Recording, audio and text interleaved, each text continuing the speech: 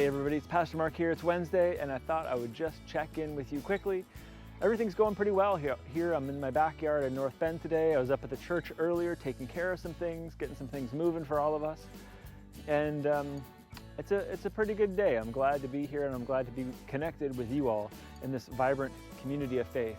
We just had a fantastic board meeting on Monday evening, and I just got to tell you, I am so impressed and so grateful for our church leaders, for our board leaders, and for everybody who leads in formal and informal ways. Everything that you all do together makes for a really powerful church community. And I hope you know that, and I hope you're not tempted to take that for granted. To recognize the gift and the power of the community that we have is a pretty tremendous thing. And I'm grateful for all of you and for all that you do to make this community really special and what it is. As we look to this Sunday, we've got an interesting gospel text, and you think, gosh, these disciples, they ought to get it by now. And I think it's funny that here, 2,000 some years later, we're like still wrestling with the same questions and still wondering, man, but are we really getting it? The disciples didn't get it, and boy, what chance do I have to really get this right? But it's James and John this time, and they approach Jesus and they say, hey, we want you to do whatever we ask you.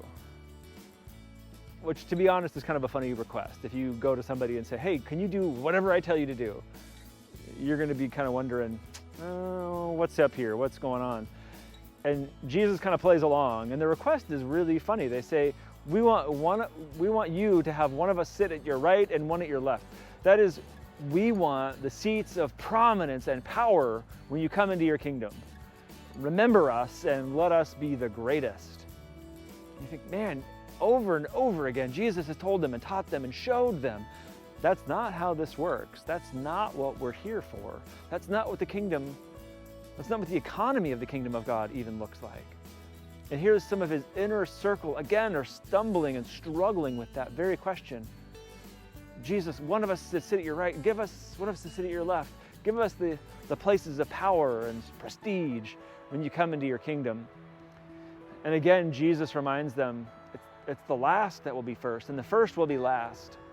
And it's this upside down, right side up understanding of the world around us, where our own goals and agendas and pride and ego are set aside so that we can love and serve our neighbors, so that we can be loved and served by our community in this mutual, reciprocal way of love and grace and community that is this kingdom of God, born into our midst in the person of Jesus Christ, brought to fruition in the resurrection, and has become our call and our legacy.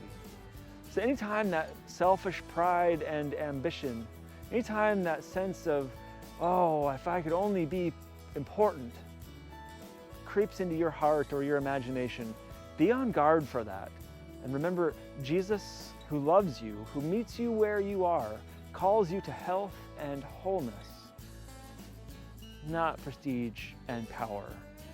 And that's the message that we share. Not how can we one-up our neighbor or be better than everybody else, but how do we love our neighbor and serve our community so that we can all be better together. Thanks for checking in with me today. I hope you're well. We'll see you this weekend, live stream or in person. Take care.